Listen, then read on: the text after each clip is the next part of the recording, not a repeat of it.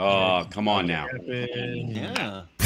Ladies and gentlemen, can I please have your attention? And I need all of you to stop what you're doing and listen. Now, live from Chicago, Hal Sparks radio program Mega Worldwide. I have come here to chew bubblegum and kick ass. Hal Sparks, actor, comedian, and multimedia personality. And I'm all out of bubblegum. Hal Sparks. All right, let's do this. Oh, Johnny Million, what's happening, my brother? Yeah. Good to see you. You're the number one what? 6 like. Oh, all right. That's I'll take that. That's okay with me. Yeah. It's been a crazy week. We will eventually get to, I guess, some level of stability, semi-normalcy, something or other. Of course, we will have to talk a bit about the Trump trial a bit, and the tears of hope's tears. Do you know about this, Johnny Million? Are you that behind? I don't know anything about tears or hope. Really? First of all, Really? it's the only reason to cry these days, if I may say so my damn self. But for those of you that don't know and weren't drinking from the fire hose of the ridiculousness that is the Trump trial this week, Hope Hicks took the stand. The lovely and talented Hope Hicks, a young woman who was plucked from obscurity at 26 years old from a small PR firm and made the spokesperson for the campaign because Trump prizes looks over brains or experience in all instances, and has a flippant Dick Wolf Law and Order kind of attitude towards women's capabilities and the intersection between their capabilities and their looks. So he will always assume that if there are two women presenting, the more attractive one is the more capable one, because what is the capability all about? Convincing idiots like him that something is true or false, right? He is willing to believe It works in on whatever. me. Yep, absolutely. Sucker. By the way, Boston Brian's in our chat. He's a wonderful live stream on Sundays. If people haven't checked it out, check out Boston Brian if you haven't done that already. We love, spreading the warmth, as it were, in the at Hal Sparks radio program Mega Worldwide. Also help out the show, patreon.com/Hal Sparks. Oh my gosh, Hal Vickery. I just saw that right out of the gate. Goodness gracious me. Thank you, Hal Vickery. And the gifted subs are really helping a lot. Gifted memberships at YouTube are Cody T. Semi-Beagle. I don't question anybody's online name at this point. That's quite the surname. Oh boy, isn't it? Semi-Beagle. Yeah. So, and I've got to. Sorry, my bad. We will go live on Instagram in just 1 second. It always takes a little Lisa bit. Mia Moore is handing out memberships like they're candy, like they're nothing. Or like there's something, like they're worth something. Just saying. I guess. Thanks, Johnny Million. To a bunch of weirdos. A bunch of weirdos like yourself. Like me. Yeah, exactly. So, I obviously there's a lot to cover today. I lovingly and annoyingly put a note in our Notion for you under May the 4th, because May the 4th be with you. And also with you, let us pray.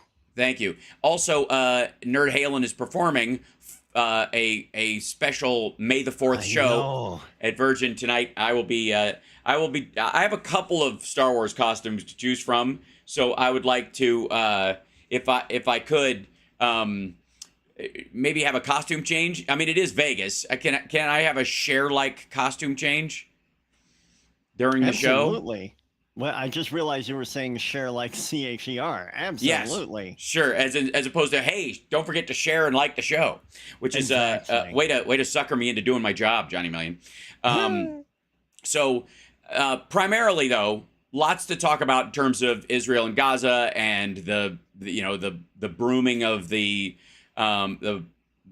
encampments on college campuses today, the never-ending tales of college students and college students being referred to as college students, taking over buildings, setting up encampments, standing for the most important issue of their day, and ongoing conflict between two countries that's been happening since before the 40s, while totally ignoring every other conflict in the world and kind of shrugging off Ukraine, not to mention Sudan, which unfortunately for them I will be mentioning today.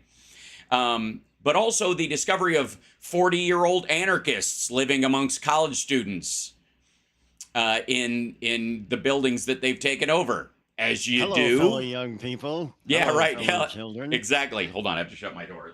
The fan is bugging me. So ultimately, I mean, those stories are the ones that always pop out to me. The rando anarchists in their mid-40s who are just, helping the kids get their protest on, because God forbid anybody should trust college-educated young people with the creation of their own actual protest, and keeping it, by the way, in line with what they initially decided they wanted to protest. God forbid. Why would you let them do that, Johnny Million, when you could have a 40-year-old anarchist come in and bogart the protest and turn it into a Marxist rebellion against... I get it. I get you kids. Yeah. I was a lot like you when I was your age. That's right. Yeah. Here's a picture. No, don't. It was a Polaroid. Don't. Yeah, it's one of these guys who Don't make hangs me out with explain. college kids and go like, I got weed, and everybody's got weed now, dude. It's Biden just decriminalized it. Yeah, there's no more Matthew McConaughey. Yeah, right. Yeah. That guy, yes, that guy at Columbia who was in the building and who orchestrated the takeover of that building, who's the 40-year-old anarchist, is the Matthew McConaughey of the current run of college protests. Also, All these protesters just stay the same age. Right. I keep getting older, and these college kids keep staying the same age. All right. Right. So, again, I think my favorite thing, we got to add it to the pile of you can't make this stuff up, which is one of my pet peeves, of course, Johnny Million, because you absolutely can. You can, it's not hard. You just might not. You might throw it out because it's garbage. You might go, I made this up, but nobody's going to believe it because it's silly. That's worth saying. I think the new phrase is, you wouldn't make this stuff up. Like, who is that bad a liar or that bad a storyteller, right? That's the idea, right? You'd have tossed this out. This is a first draft reality, right? So and in this particular case, there's this idea that Trump does this. We've never seen anything like this, like never before. We've never seen anything like this, especially about college protests.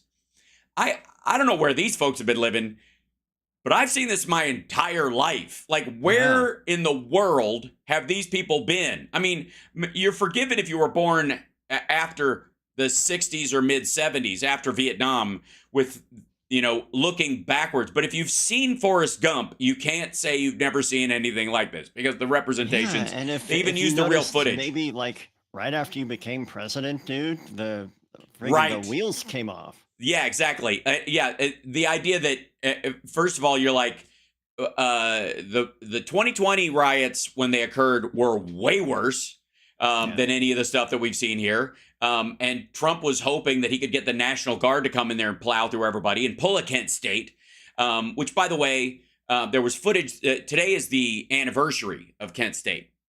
Eesh. Yeah. And for all those people who are trying to co-opt the death of that day and the abject horror of that circumstance and try to claim it as their own in a modern situation where guys with batons stood in line, locked elbows, and just basically walked like a Roomba bumping into a cat and cleared an area and then took apart tents, that you are somehow in any league with the people that were shot at Kent State. If you'll look at the footage, I think the clearest thing ever is look at the footage of Kent State, or the images from it. They had bayonets on their rifles. Of all the images, right, because people focus on who was shot that day, as they should, and draw attention to that. But let me remind everybody, go look at the pictures again. The rifles held by the National Guard on that day had bayonets on them. Can you, and again, this idea that somehow we're ready to poke people. Oh, yeah. They were ready to run out of ammunition and then start poking people. because that's what a bayonet is for in that circumstance. So I gotta say, I've never run out of ammo. Never needed my bayonet. I led with the bayonet because it seemed like more fun. Yeah, it just sits there on the mantle, and you're like, one day. But I'm dead serious. Like the idea that it's even a close second what was going on in this standard clear. And by the way, you can go to the Chop Chaz in Seattle, which is the primary reason why they had to clear these places out. For the record, the Chop and the Chaz that was set up in Seattle is this autonomous zone with, because it's a lot of the same people overlapping. Like I said, this 40-year-old anarchist dude who was participating in the capture of that building was also at the Chop and the Chaz. Like, these guys are just like, have cause, will travel, and they're going to something where people care deeply about the Palestinians or are worried about human life. And then they go there and they co-opt it to make it this generalized cross-section of whatever grievance their thing is. And then they've done this. They did it to Occupy Wall Street. They kind of cut their teeth there. And then they did it in the Chop and the Chaz, which was originally started with this idea against police brutality against black people, black men in particular. And then do you remember how the Chop Chaz thing came to an end in Seattle, Johnny Million? No, do you remember how it ended? It ended because 2 black teenagers were murdered there. I think one may have survived, but one was murdered and the other one was just stabbed repeatedly and shot. I think one of them was shot. But you can't tell because the people of the Chop and the Chaz in this autonomous zone with no police destroyed the vehicle that they were in to eliminate all the evidence so that no one could tell who had actually done the specific killing. And so a day and a half later, that's when they moved in and cleared out the Chop and the Chaz because 2 black teenagers were killed. I do believe both of them died in this case. I'll have to look up the case again, but one definitely died in it, and they hid all the evidence. This whole lack of an authoritarian overlord in this circumstance just allowed a mob to get rid of the evidence of how a black teenager was murdered. So that instance, let me remind everybody, that instance, that thing is exactly why they don't allow encampments from this point on. Why they're only going to put up with, the minute you start putting up plywood, that's when it comes down. The minute you start building actual structures, that's when it's coming down. You could sit there all you want. And the hippies knew what they were doing. They sat in the rain. They, somebody brought them food, but they didn't have tents. They didn't build structures. They didn't do any of that stuff, largely because that was the point. Don't hide your face. Stand by what you say. And if you get arrested, take it for the cause. Because what you're saying is the law is wrong. Therefore, I will submit to the law to show it within the confines of the law. Right? That's what made it honorable. That's what makes civil disobedience honorable in that situation. If you're just there, again, if you're there to fight cops and provoke them into fighting, then you denigrate and undermine the very people who are there for peace.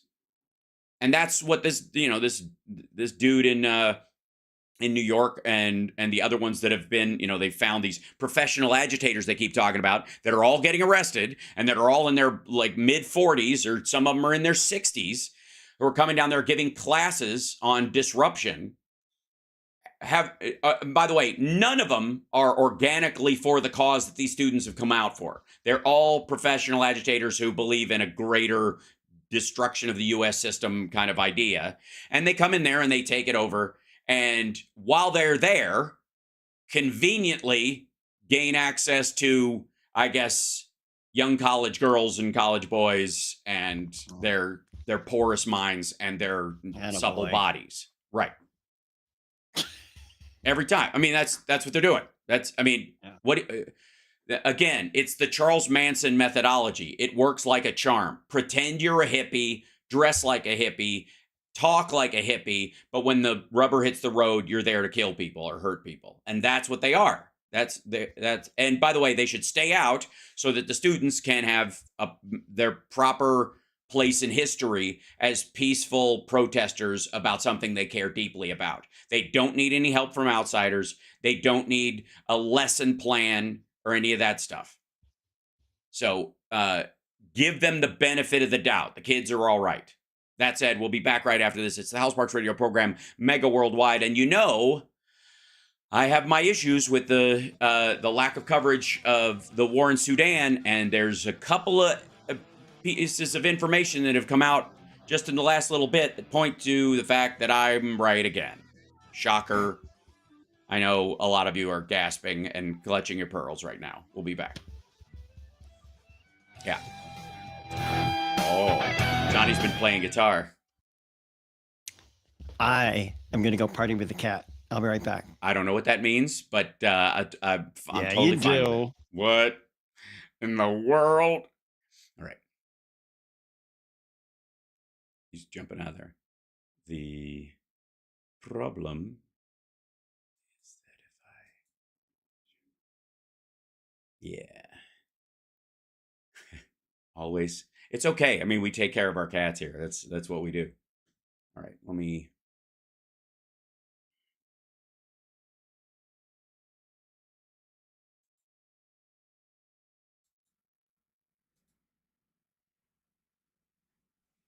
Now, let's see.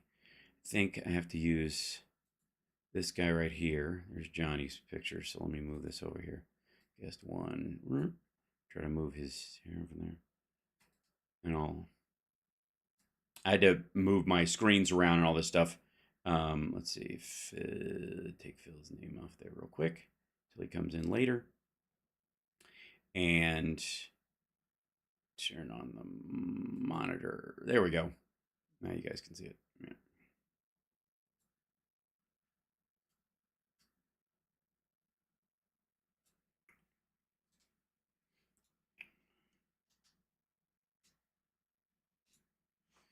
See if I can make the text a little bigger. There you go. Kitty cat. 30 seconds, Phil. Good. Thank you. Thank you. And I think Johnny's back just in time. Yay. Yay.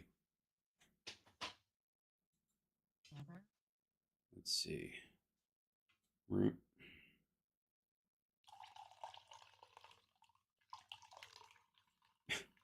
Right in the mic, Johnny. I need you to get louder. Thanks, dude. Stay Who else classy. needs a potty Coffee or break? tea? Stay classy, Johnny Million. I'm Ron Welcome back to the Burgundy. House Sparks radio program, Mega Worldwide. So, needless to say, the world is going through some stuff right now, and it should come as no surprise that while there's been a bunch of stories that were chewing the headlines, like the border, for example, has been a drastic dip in the number of people crossing the border to the point where we can actually handle the processing of them. And there's been a bunch of stories about the Biden administration finding ne'er-do-wells in the United States who shouldn't be here, namely a guy who may be linked to ISIS, according to Azerbaijan.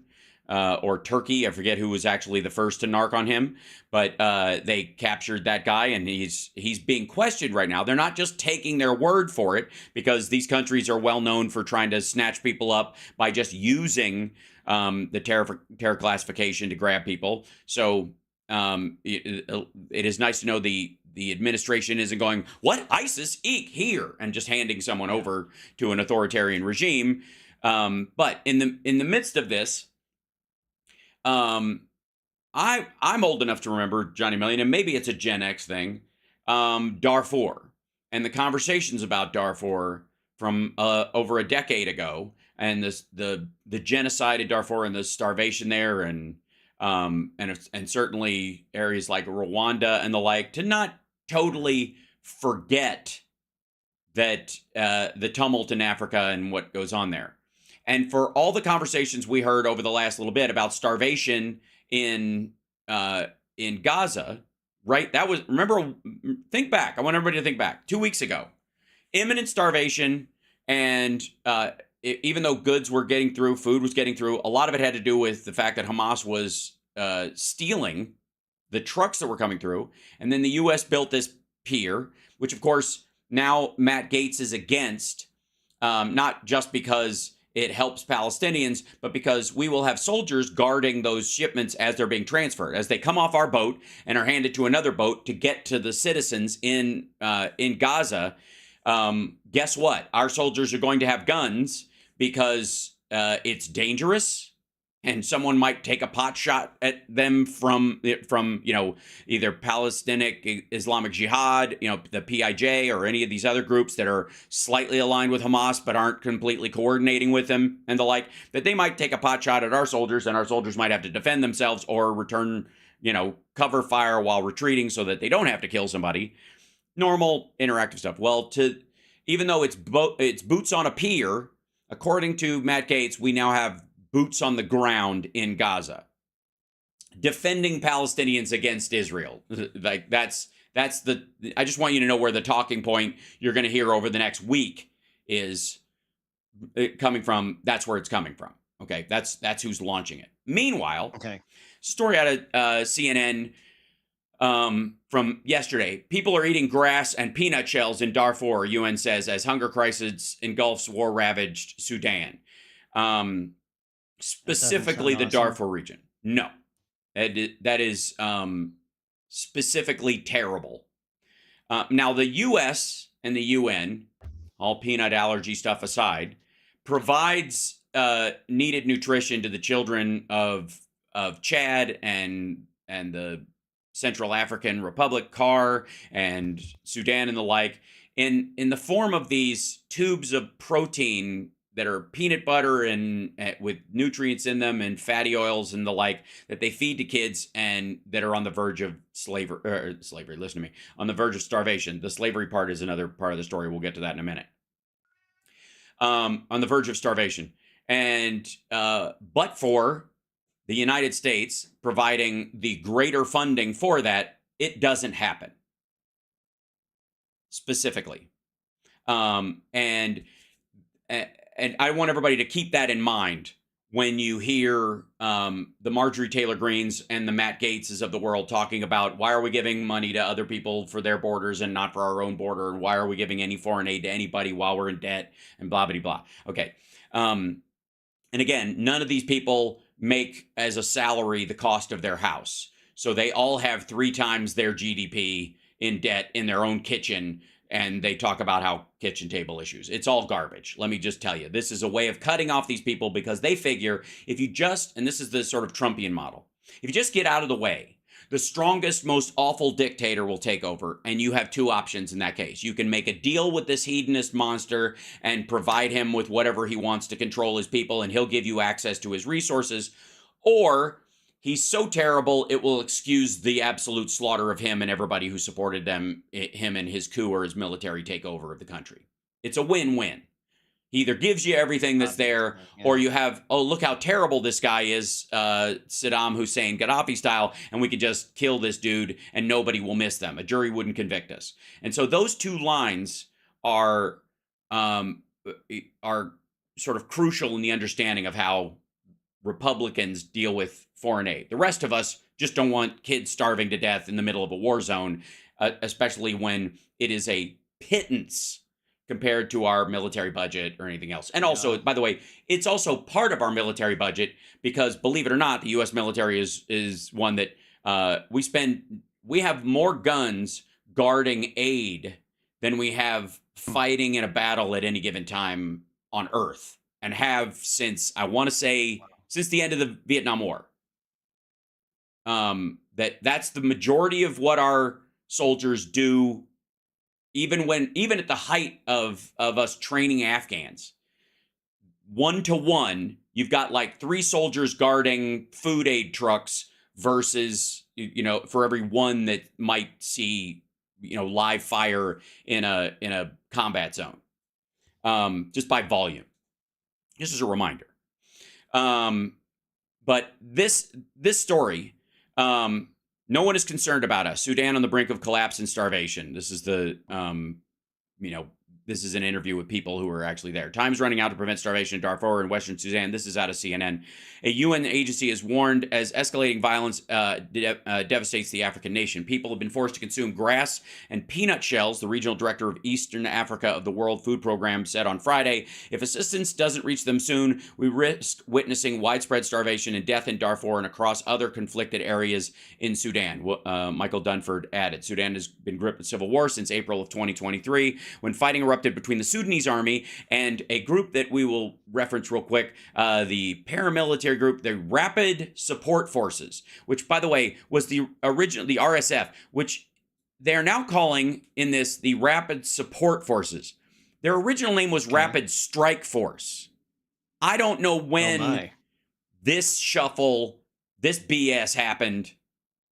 That is not the name of the RSF. The RSF is the Rapid Strike Force. They were an offshoot specifically of the Sudanese army, and when these two generals split ways, they started fighting against each other. The Rapid Strike Force, their effective Marines, as it were, broke away. They were not the Rapid Support Force. This is it's an absurdity, and I don't know why CNN is mentioning this now. UN has been concerned about this. The UN was warned that the Sudanese warring parties that Darfur risks starvation and death if aid is not allowed in. They are blocking and taxing. This is the Sudanese army side of it. They're putting a tax on food trucks bringing aid into areas with starvation, making them pay. And of course, aid trucks don't carry a bunch of cash to pay a tax to a bunch of soldiers standing at a border on the regular. So, but what do you think the force that might draw attention from our crowd might possibly be, in terms of our dear friend Philip Ittner, who will be joining us in the second hour? We'll discuss that right after the break. I blazed past the 30-minute mark, so we'll be back right after this. The article from CNN is Kill, Terrorize, Expel. Testimonies detail atrocities by Wagner-backed militia in Sudan. We'll be back right after this.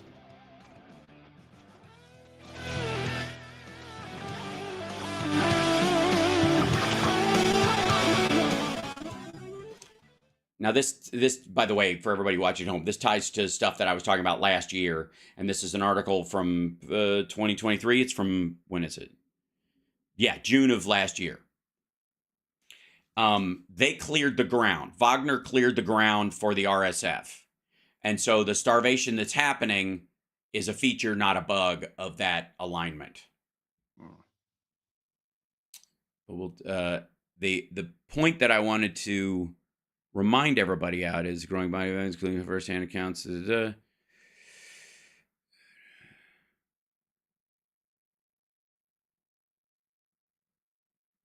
is the story of, you'll recall, they talked about this pregnant woman who was shot and killed because she ran out of money at a checkpoint. She didn't have money for the next checkpoint, so they killed her, and she had like 4 kids with her, and this person had to drive the rest of the way with this dead pregnant woman in the car seat next to them. Just horrifying. This has been going on, this entire time. And like I said, not a peep on a college campus in the United States. Not a peep. Could the UN do more? Absolutely. The U.S. is doing a bunch. Thank you. U.S. is doing a bunch, but a bunch of these folks, if I may, the rest of the world is kind of, they're chasing the laser pointer. You're gonna catch it one of these days. Yep. Coming back in just a second. I'm hoping.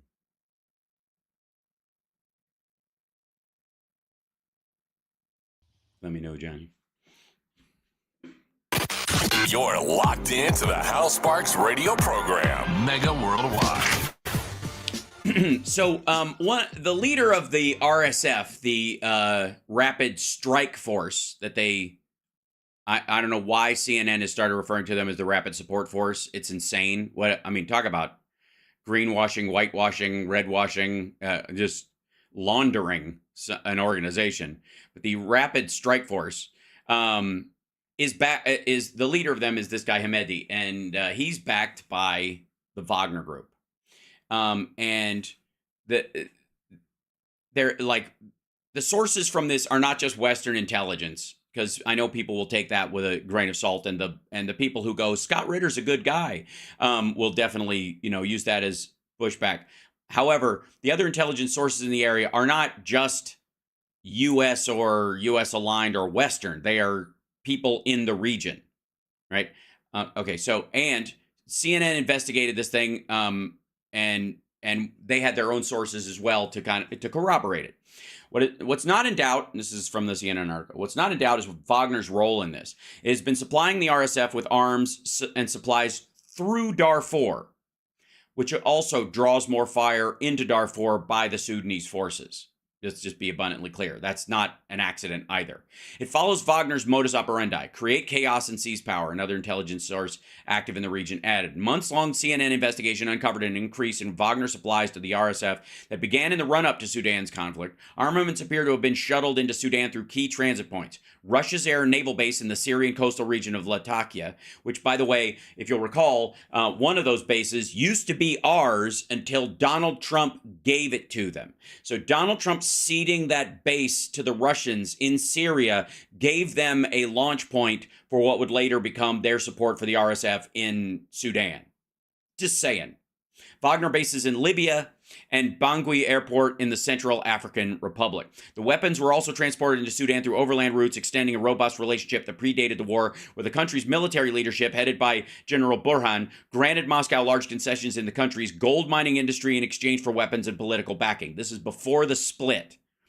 And part of the split came between Burhan and Mehdi. The fight was over who gets the lion's share of the Russian gold. By the way, gold that it turns out increasingly Russia was keeping for itself and not splitting with them in its extraction and driving out in large trucks. And I reported on this last year when this began, that that Wagner troops to shore up the ruble were absconding with giant truckloads of Sudanese gold. And remember all that talk about how, like, Russia's fine. They've got huge gold stores. They're backing their currency. The Glenn Becks of the world were talking about how Russia was backing their currency with gold, and so should we, and all that kind of stuff. Okay, remember all that? Okay, that's what this was. Where'd that gold they got come from? Did they buy it on the open market freely in competition with the rest of the economies on the earth? No, they did not. They leveraged a civil war between two generals, had them fight amongst each other, and then while these guys were beating each other up and killing people in their own country, absconded with the gold to back their currency. This has been going on for over a year now. And it's just getting worse. That quid pro quo helped finance Moscow's full-scale invasion of Ukraine while entrenching Sudan's military junta, especially Hemeti, who had a meteoric rise to power from the leader of the RSF's previous incarnation, the Janjaweed. The Janjaweed, or what they call themselves, which means devils on horseback, was later absorbed into the Sudan security forces, and then not. Again, this is what this was about. These guys were fighting over who'd get the slice of the Russian riches and the Russian guns. Before Sudan's current war erupted in mid-April, Hemeti was the second most powerful person in the government. There's a picture I'm showing right now on screen of Lavrov meeting with Hemeti in February of last year, which is right before all this stuff started, 2 months before the conflict broke out. Now, 2 months before the conflict broke out is a really interesting window into Russia's in the middle of attacking Ukraine. And what would help them in the, again, cat following a laser pointer media mentality and the short attention span of the general public a lot of times, and the if it bleeds, it leads, and only fresh blood works attitude of the media in covering certain things, they knew that one of the ways you draw attention away from their attack on Ukraine was to jumpstart some stuff in the Middle East and in Africa, and send, resources from the West and the U.S. down there to aid, because they know we won't that we can't not help. It is who we are. And so they can use that, they can leverage what's good about us against us. We will divert resources to help the Sudanese. We will divert resources to help people in Darfur. We will divert resources to both help Israel not get bombed by rockets from Hezbollah, Iran, and Islamic State and ISIS and Hamas inside Gaza. And we will also supply, food support that might have gone someplace else to the Palestinians and to the UN groups trying to get food and aid into Sudan and into Darfur. And specifically, they will insist essentially that the leader of the Sudanese military currently charge a tax on these food aid trucks, which endangers their lives, because if they refuse, there's a chance of gunfire. So there will be UN, security forces, which are made up largely of the United States, France, and England, who are Ukraine's biggest allies in this, which we can drive a wedge between us and Germany. This is an ongoing issue, and it is not an accident. And one of the reasons why I want to bring up that it is not an accident is that China, never to be outdone in copying the former Soviet Union and its methodology, has its own version of this. Never mind the fact that, does anybody remember, obviously, before October 7th, what was the big story, if you recall, Johnny Million, coming out of the Middle East in terms of the U.S. and Middle Eastern relations before all this happened? I don't really know. No. The back and forth was the expansion of what would be seen as the Abraham Accords to include Saudi Arabia, and that the U.S. and Israel would create a joint power sharing and recognition agreement that also is a mutual self-defense aspect of this agreement that would push back against Iranian hegemony in the region, help the Saudis protect themselves, help the Israelis protect themselves, and help U.S. interests protect themselves in the area. And this on, I believe it was the 20th. Yes, here's an article right here. The 22nd of September. This was the title in Bloomberg. This was a Bloomberg quick take. A Saudi-Israeli peace deal. Who wants what and why? And in the process, the groups involved with this were the Saudis, the Israelis, the U.S., and the Palestinian Authority, which is not really popular, you might recall, with Hamas.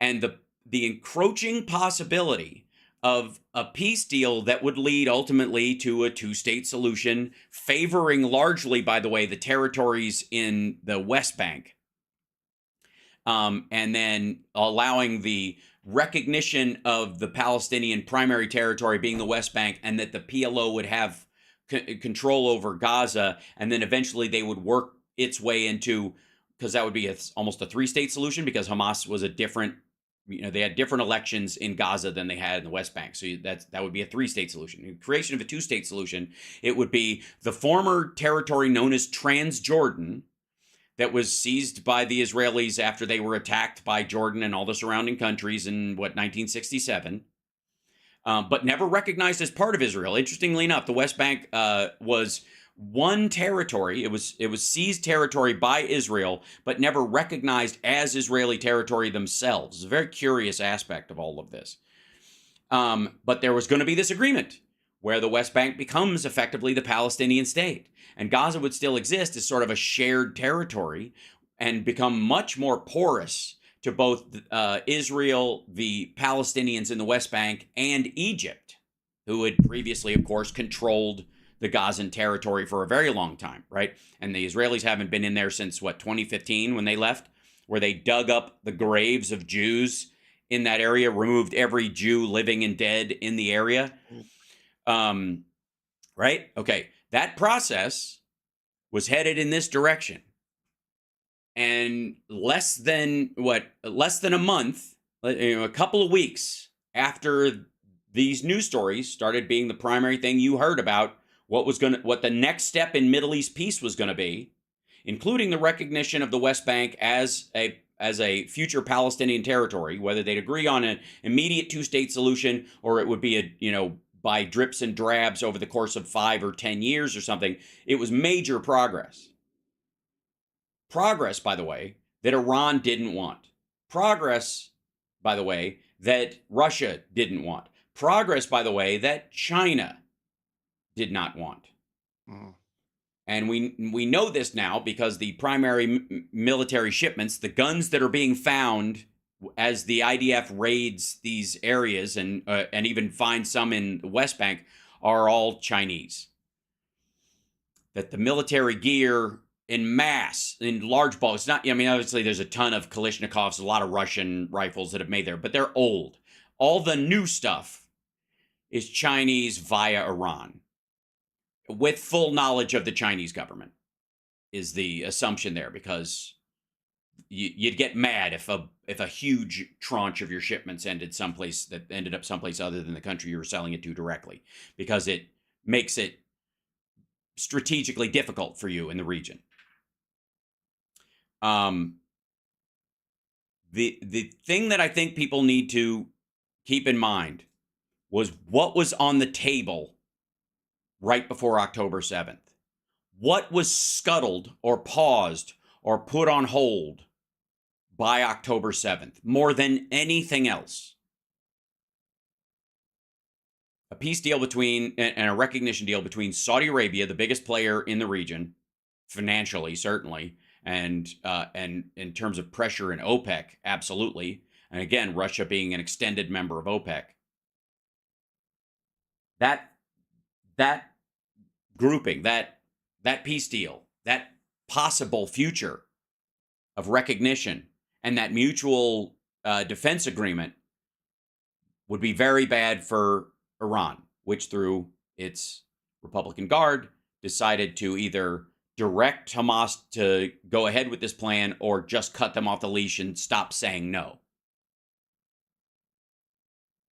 And in this particular instance, you have the PLO and the PA and the West Bank getting very close to recognition of a Palestinian state, the closest it had been since the 90s under Clinton, moving in that direction, certainly in the direction that the current president of the United States wants, certainly the way he has directed his State Department to go towards, certainly the way that the vast majority of Americans want a two-state solution.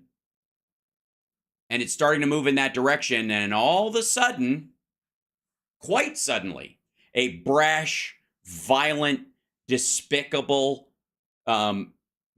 unhinged attack involving sexual assault and the slaughter of children, every possible unforgivable act. So that nobody can go, well, it was a gunfight. We've had gunfights before. Oh, well, it was a bombing. We've had bombings before. This is worse. This is personal. And the personal nature of these attacks were part and parcel to the strategy through Iran, China, and Russia to scuttle a possible peace deal in the Middle East that would once and for all, sorry, I have something on my shirt. Thank you, chat room. Once and for all,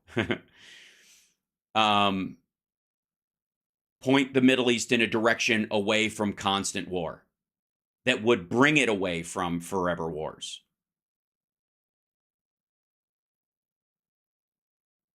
Just a reminder that history doesn't start on a particular day, and that sometimes when you see a video online that starts in the middle and ends before the end, that lack of context is not an accident. That you're being shown a slice of a video online, not because that's all they captured or that's the most important part, but that because they know that you, as a good person, if you knew what happened before, and you knew what the aim of what had happened before was and what followed up after, and that you couldn't villainize people based on the tiny slice, the minutia of that moment. If you couldn't do that, they couldn't get their way. And so I appreciate Joe Biden this week when he was talking about the protesters throwing some gray in there. In a world where everybody wants to sell you black or white, it takes tremendous courage to bring some gray to the table, to bring some color and some shadow and shade, and admit that it exists. We'll be back right after this. It's the House Sparks radio program, Mega Worldwide, on WCPT Radio, Chicago's Progressive Talk.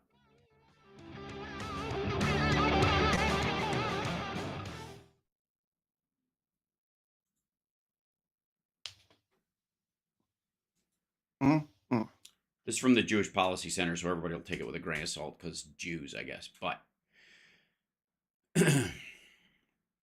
they have been compiling evidence of China's support of Hamas this entire time, including the weapons.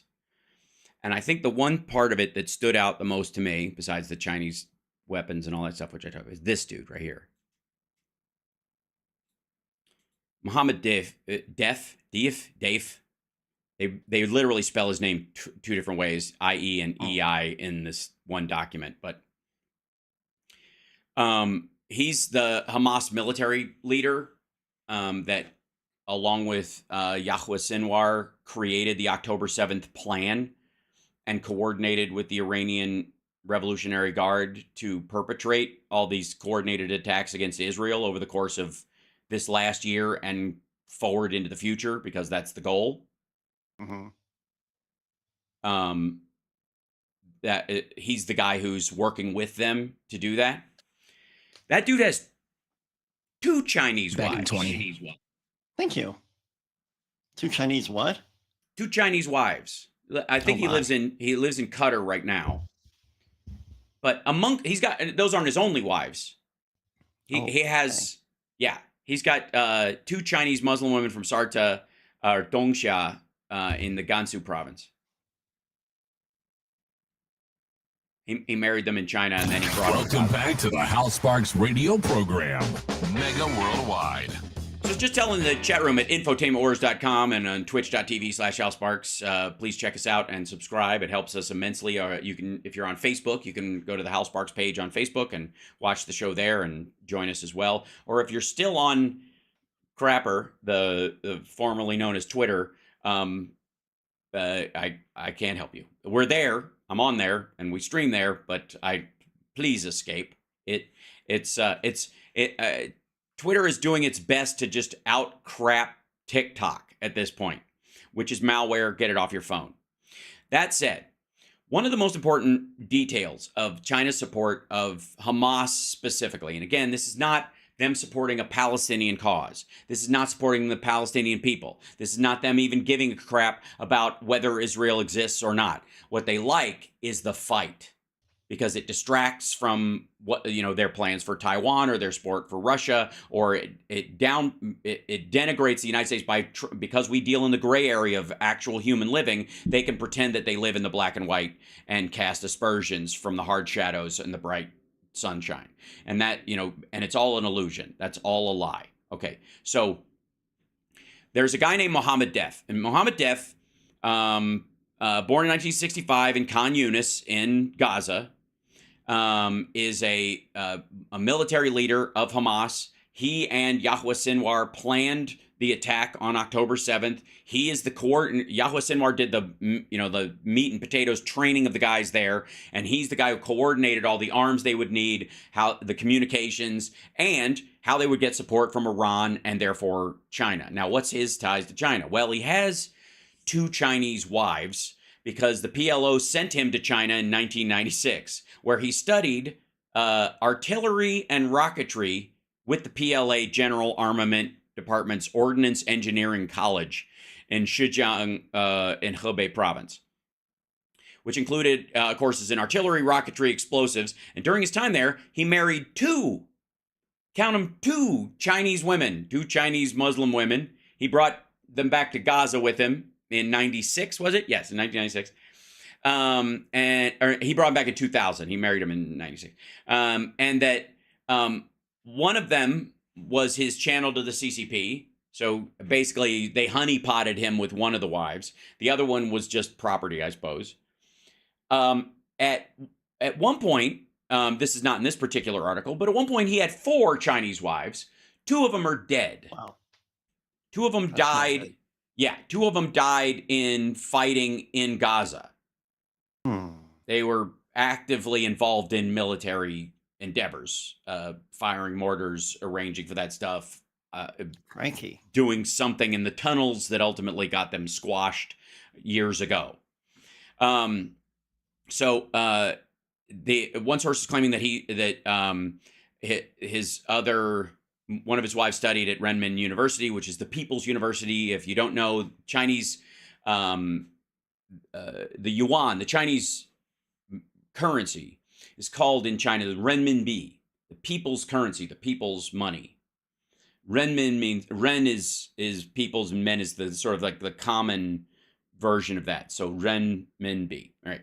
So Renmin University is the People's University there. And you should remember the use of the word peoples in terms over these things, including our dear friend Howard Zinn, the people's history of the United States and the like, that the use of the word peoples amongst a certain group of folks, especially who view themselves as left, and I would call them faux-progressives, not real progressives, because this whole people illusion, it goes to the People's Front of Judea. Splitters is the same thing with, I think the best example is the PLA, the Chinese government's military service, which is not the Chinese army. Oftentimes it is called the Chinese army or the Chinese military. It is not, because that would presume that they fight for the Chinese people. They do not.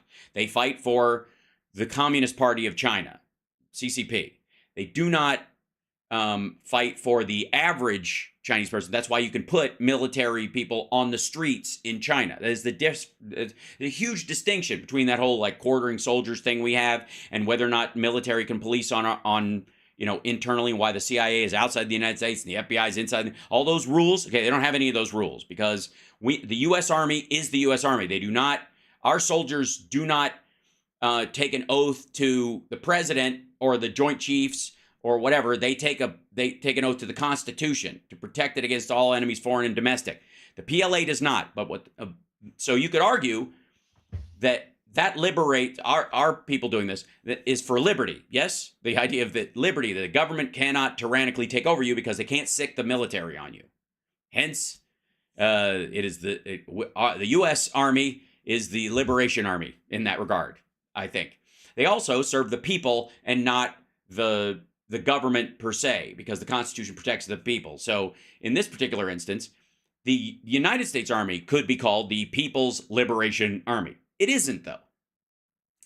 The people that use that phrase, the People's Liberation Army, are neither for the people nor for their liberation, nor would they allow it. They actually work specifically for the CCP. So when you hear those phrases used in those quarters, understand that those words aren't accidental, and they have more to do with the power of them as exonyms versus endonyms. An endonym is a name you call yourself. An exonym is what other people call you. Sometimes you create an endonym for other people. You manufacture an exonym. That's what the PLA is.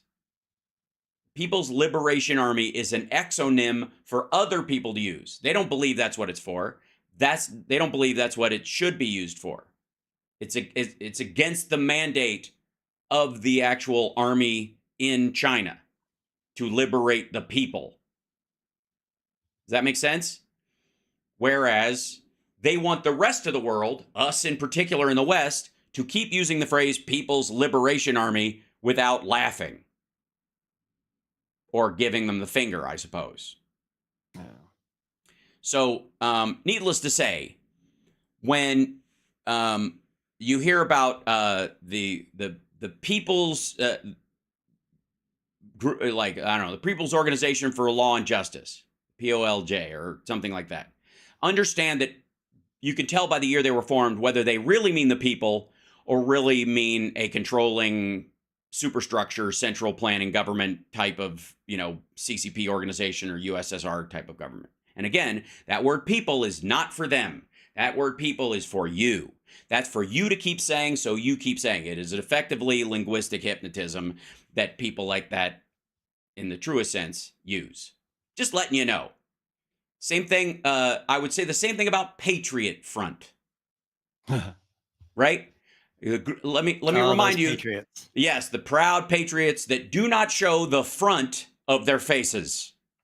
You see what I'm laying down? Do you hear me, people? Do you get what I am saying? Yeah. So, yes, the Freedom Caucus, another great example. Yeah. Please, please, please make an effort to see past the labels and know that some of the labels are there specifically to mess with you. Philip Bittner's going to be joining us. We'll be back right after this. It's the Hal Sparks radio program, Mega Worldwide.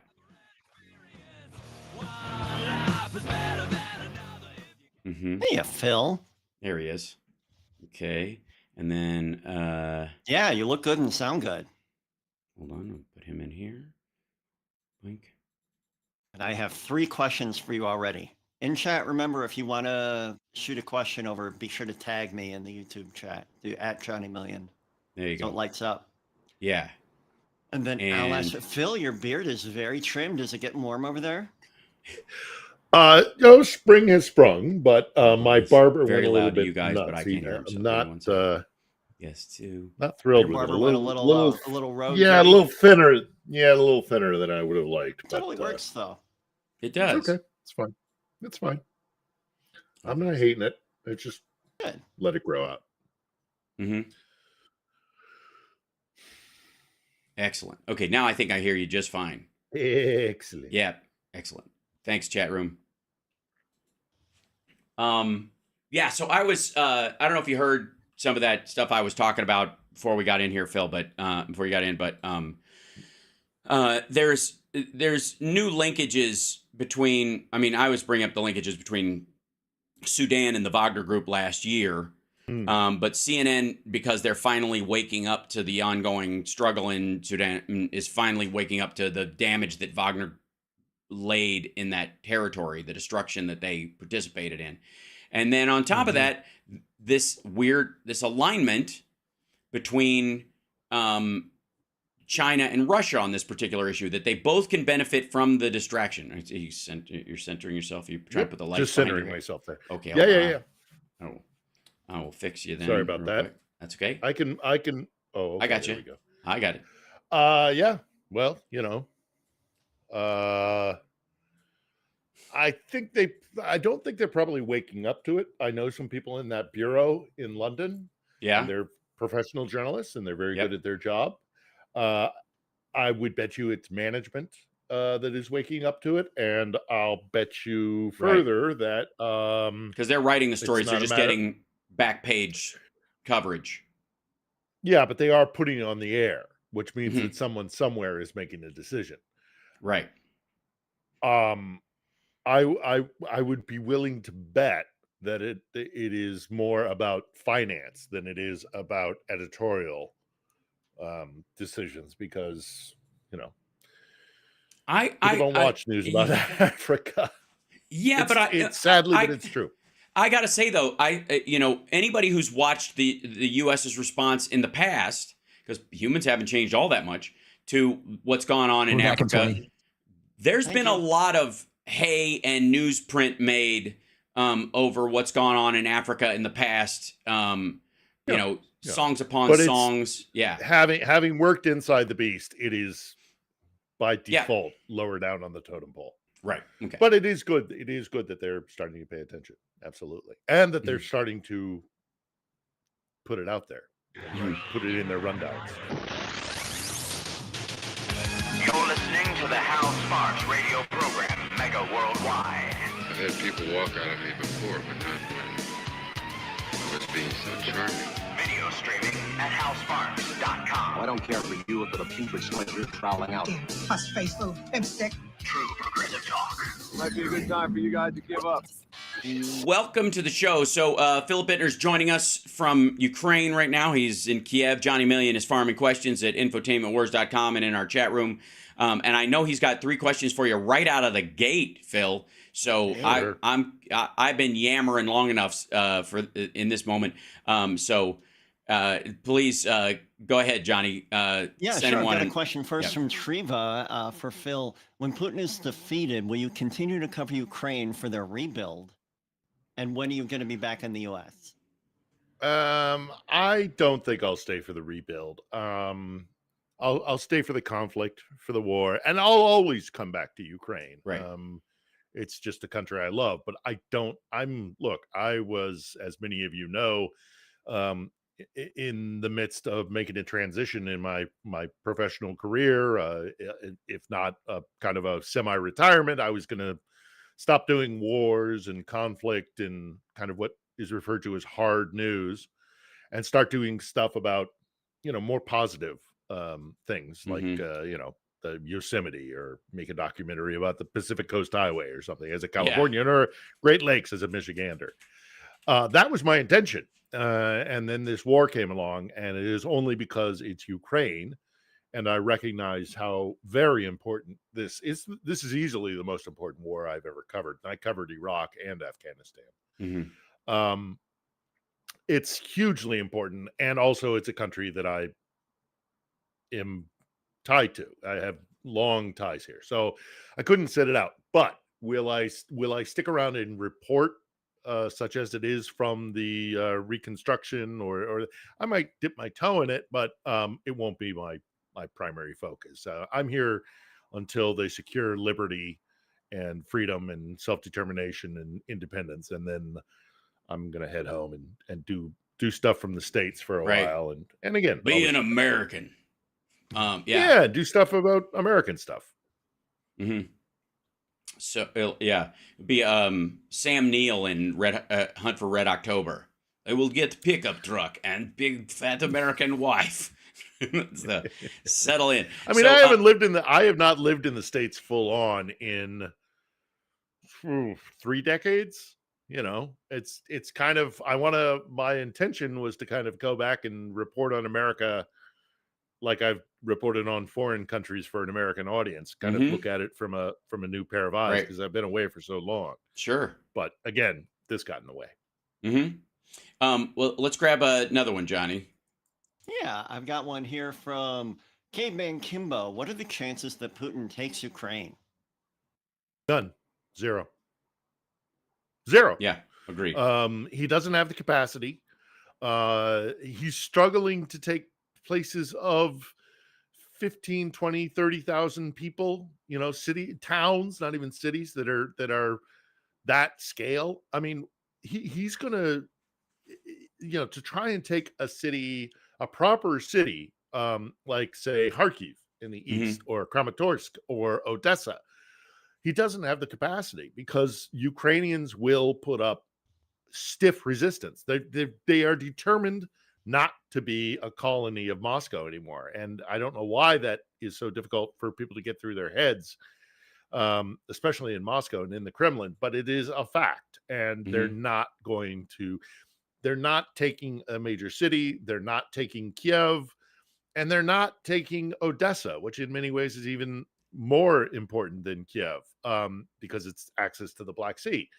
And it is the city that Catherine the Great, one of the great titans on the story of Russia's history, she founded that city. That is going to be devastating to Putin when it is inescapable that they've lost it forever.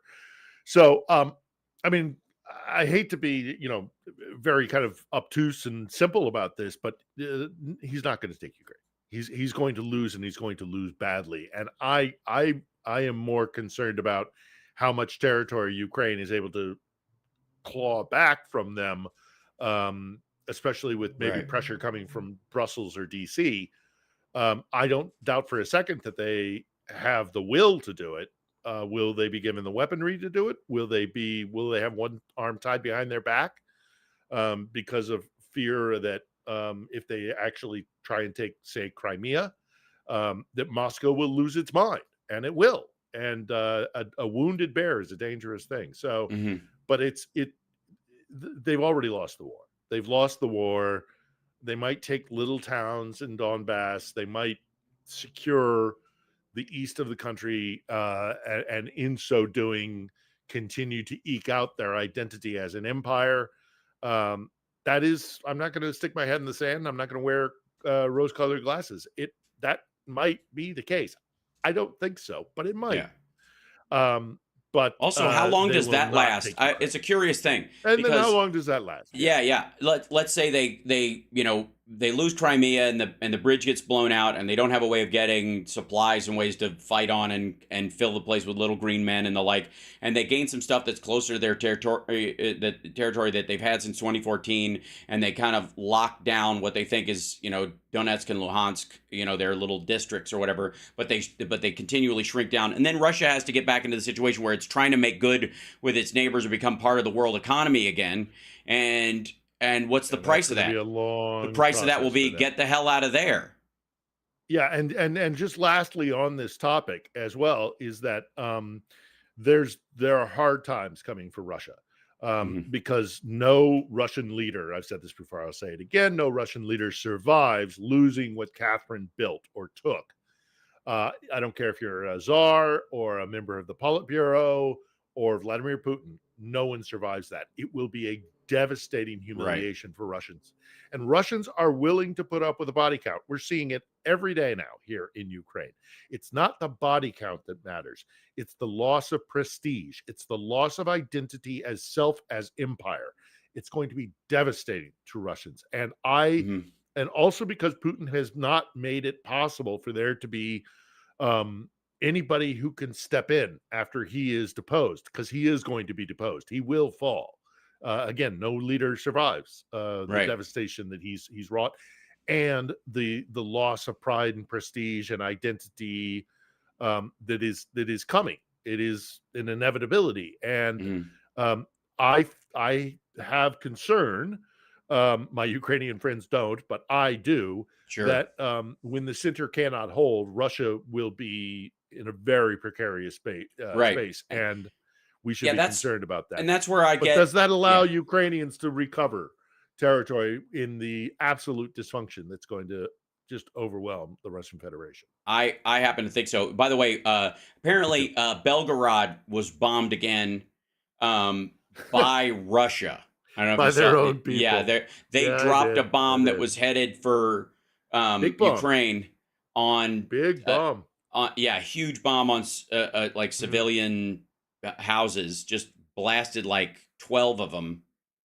I mean, I feel bad for the people in these areas, but good Lord.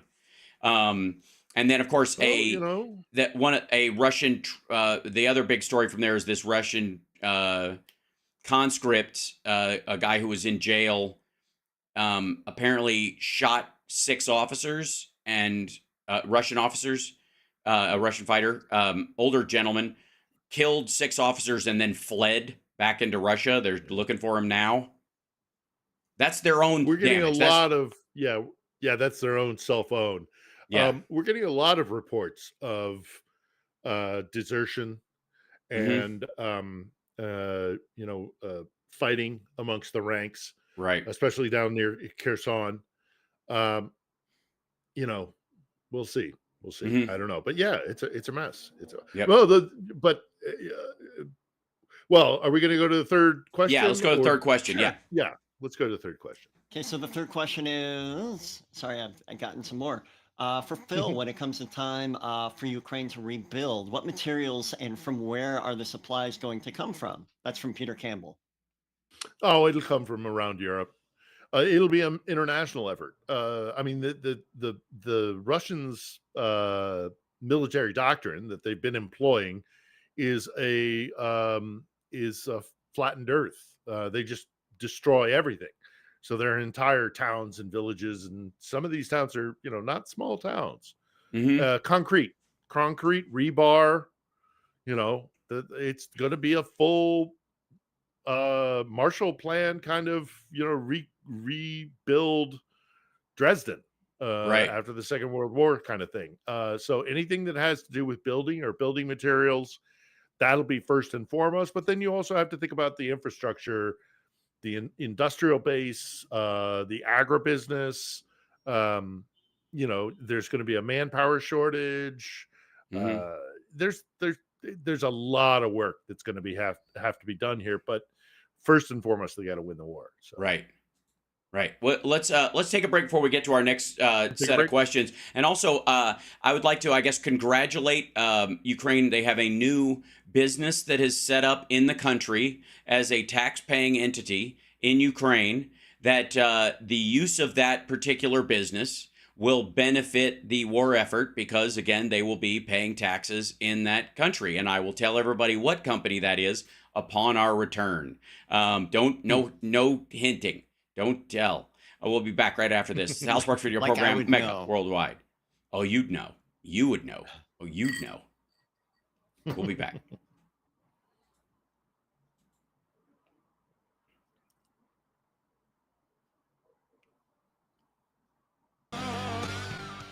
There we go.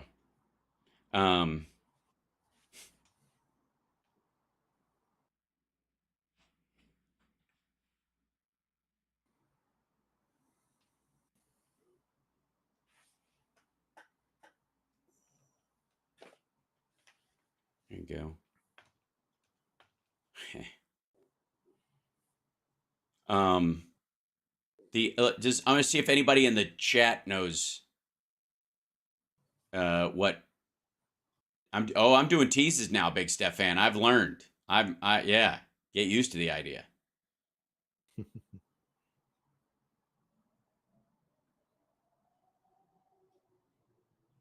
Rich white psychopaths with power all want to enslave the people so they can live a life of luxury and lawlessness. Back in 15. Which ones are you talking about? Because again, Xi Jinping and his crowd aren't white. They're psychopaths. They're rich. No question. I would put Putin in that, but I think there's actually more white people pushing back on him than Attention. Stop what you're doing. Because we're coming back to the Hal Sparks radio program, Mega Worldwide. Oh my God! They went a little crazy with it, and I appreciate it. Now let's get back with Hal Sparks radio program, Mega Worldwide. So, it's hard to look up the actual news of this because if you type in the name of the company, it immediately fills your screen with stuff.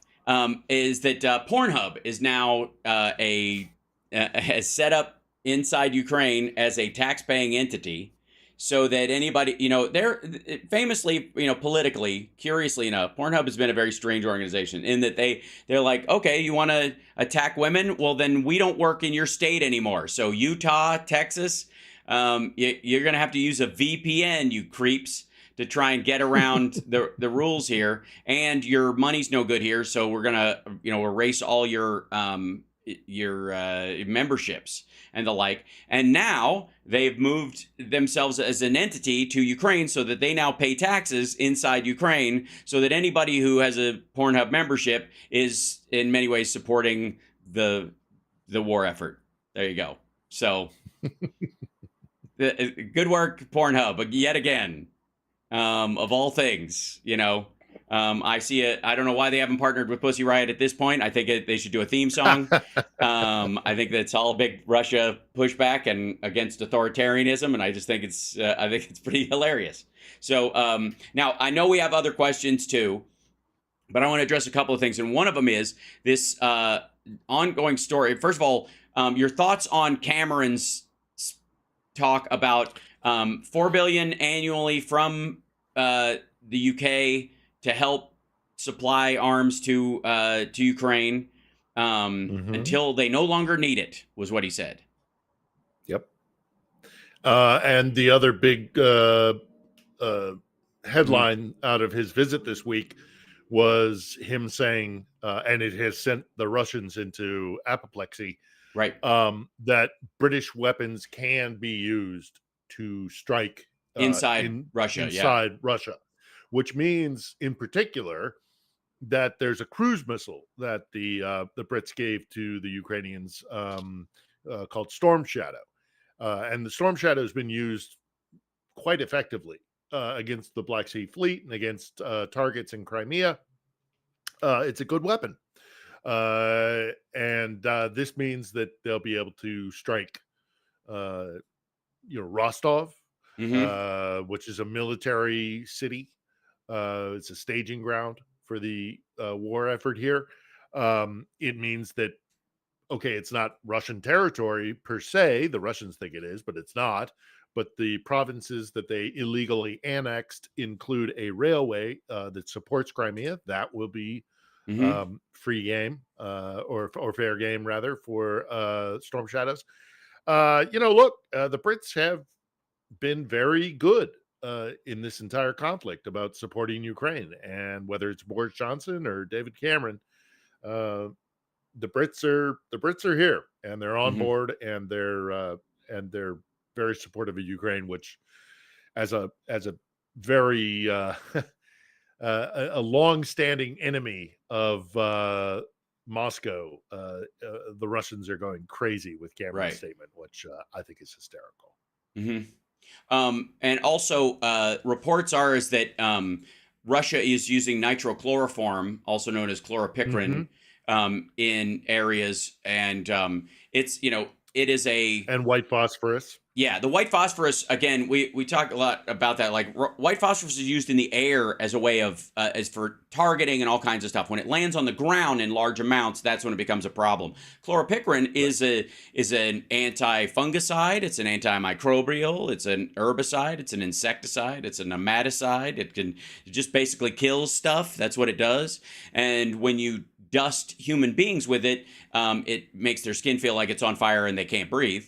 And that's the purpose Russia has been using it for, according to the State Department and the Ukrainians and the people, I guess, in China that supplied it to them, because they're using a lot more than you would. It's a war crime. Yeah, it's a war crime, and it's chemical warfare. And then also on the quick heels of a very clear war crime that I suspect will be pursued. The use of cluster munitions in Odessa. I mean, there's footage of it. Right. And on civilian areas. Right. On civilian area. I've walked that Corniche. I've walked that embankment there in Odessa. It is a place for kids and families, and it's purely civilian. It is a place where people go and walk and stretch their legs, and and they hit them with cluster munitions, and it's a crime. It's a straight up war crime. So just add it to the docket of things that Russia is going to have to pay for, eventually, because they will. There's like an ongoing tally, and meanwhile, while that story came out, it was at the exact same time, curiously enough, that that Russia put Zelensky on their wanted list. Like, basically, as that news story came out, that was their way of covering. So, ridiculous, petty. Agreed. So let's grab some more questions, Johnny. Yeah, forgive my, I'm going to struggle with this a little bit. It's from J2 Times. Ask about the Deputy Defense Minister of Russia and Shoigu corruption. Okay, so there's a court case in Moscow. A deputy minister of defense under Defense Minister Shoigu, a guy by the name of, I'm going to gap on it here because I'm thinking Georgian. Anyhow, okay, this deputy minister who was in charge of construction projects for the Russian military has been found to have embezzled the equivalent of $11,000, which is a joke. Right, it's an absolute joke. The billions of dollars that passed between this guy's fingers. There's no way it was just 11,000. This is a political hit job. Somebody is after Shoigu. Now, this happened about, I want to say 3 days ago, that this guy, maybe a little bit more, that he was arrested and seen in a courtroom. Courtrooms are not where law is conducted in Russia. It's No. where the powerful mete out the consequences to other powerful. Yeah, it's all and that's what's sentencing all the happening here. time. Yeah. Yeah, it's something like a 95% conviction rate. You're expected to plead guilty because to plead anything else is to be difficult, quote in unquote. contempt of court, in essentially. contempt of the power Right. of the court. Yeah, exactly. We all learned this from it's Brittany a sham. Griner's From trial and Navalny's Griner trial. Yeah. yeah, exactly. The court system in Russia is an absolute joke. It's not about law; it's about power. So somebody's after Shoigu, Mhm. and there's a long list because Shoigu is a pretty inept person. He actually is not a military man. He's a confidant of Vladimir Putin. He was formerly in charge of the equivalent of Russia's FEMA. So he's not a military guy. He's in charge of making sure fire trucks go to a plant explosion somewhere. That's a far cry from being a military leader. A lot of people don't like him. A lot of people don't like him because of that, but also a lot of people don't like him because he is close in orbit to the Tsar, to Vladimir Putin. And we have seen, and we will continue to see, and I'm surprised it hasn't ramped up further than it already has, but I suspect it's going to get worse, is the inner circle of power within Russia has for quite some time, but this is an example of it, starting to nip at one another, because I think a lot of people are starting to realize that there's going to come a time that's going to be post Putin, and they're jockeying for position for when that comes, or jockeying for position to secure their safety, their family safety, and their money so that they can get out. Yeah, either to but bug Shoigu out or turn state's evidence effectively for it. Right now, by the way, I would like to remind everybody that the current death toll in the Russian army is 473,400, meaning that in less than 27 days from now, before the end of the month, we're going to hit 500,000 dead Russians in this war. In whatever 300 days, 320 days. No, 800. Oh, sorry. Well, we're 800 days in terms of like when they started the full attack, right? So 800 since the attack, and since I guess since our countdown towards 500K was kind of my point. This time last year, it was like it's almost a year directly where you're like, when we knew this was going to result in 500,000 dead, 473,400, 1,260 just last night. Also, you can tell that the arms are starting to show up that the U.S. provided.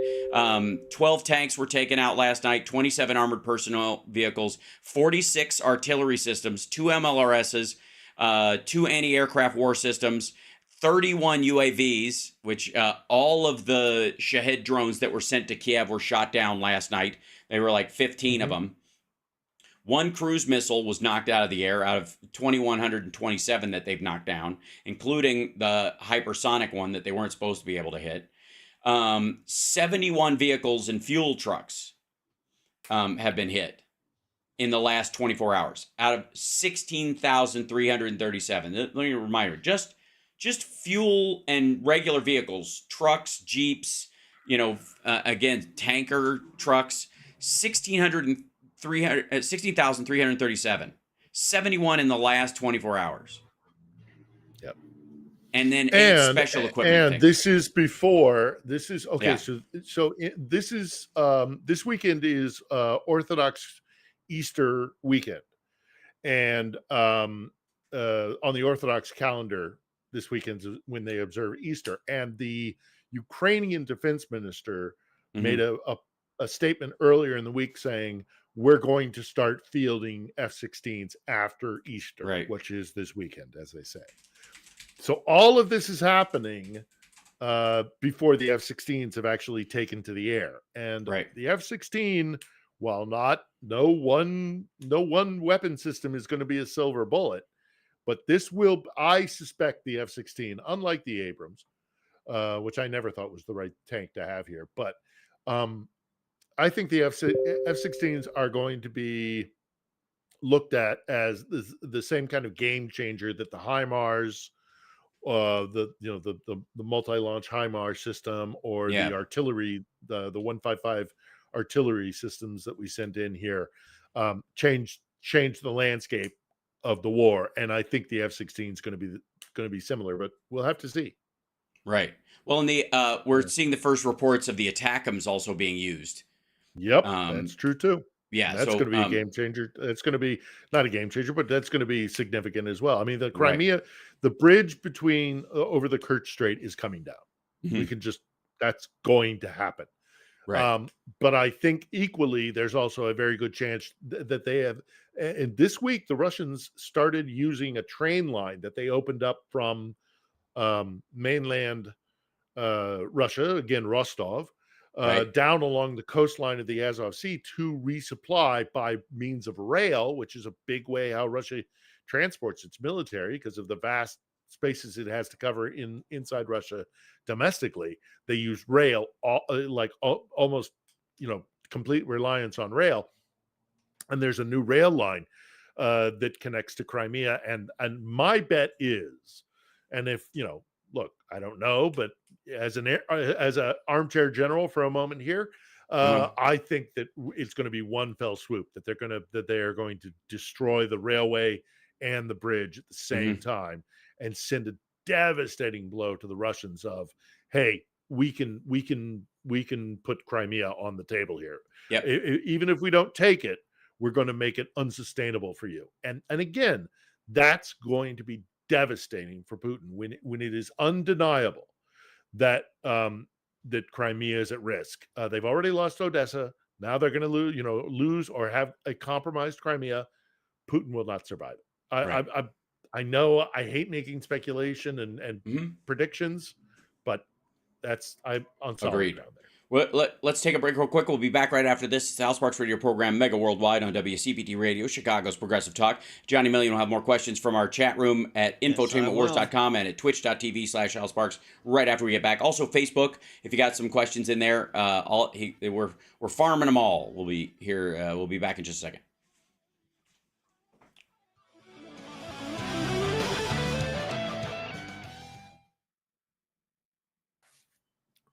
Try not to wet my whistle while we're on the air because I've been watching. Are you familiar of there's a Russian emigre philosopher he's more of a Brit than a Russian, Vlad Vexler. And I like Vlad's content, but somebody's got to teach that guy how to talk in front of a camera, because he's got the camera in front of a mic, because he's got the mic right up to his face and he's licking his lips and he's and it's like, Vlad, stop. You have too many I like what you're saying, but so I try not to drink when we're on the air. But I've actually got a question from Tom Y, guys. Does Phil ride a motorcycle? He could film his PCH doc that way. How might be interested, and I could ride with them. Never been a motorcycle rider, no. It'd be a heck of a way to ride the PCH. It is. Yeah, sure.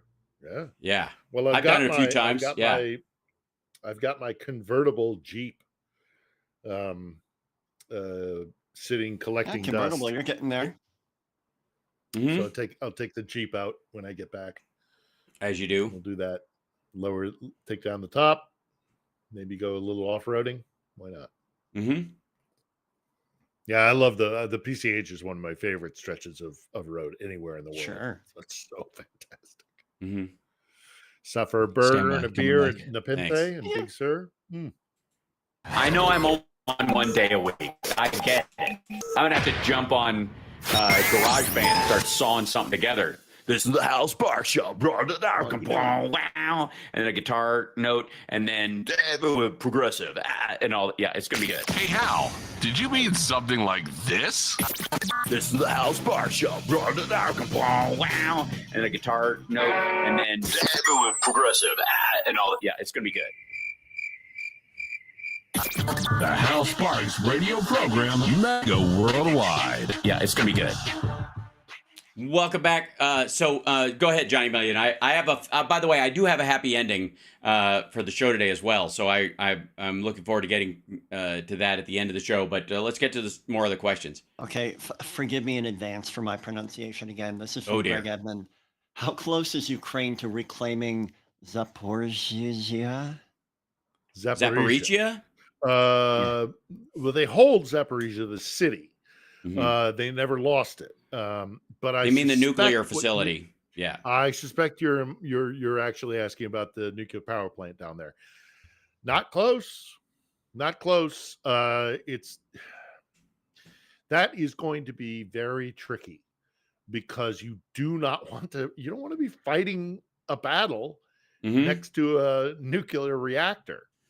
So that is going to be, and there are these constant concerns that they'll do it as a dirty bomb and a false flag operation, and they'll blow up the power plant and irradiate huge stretches of territory and blame it on the Ukrainians, that the Russians might do this if the power plant is actually under threat.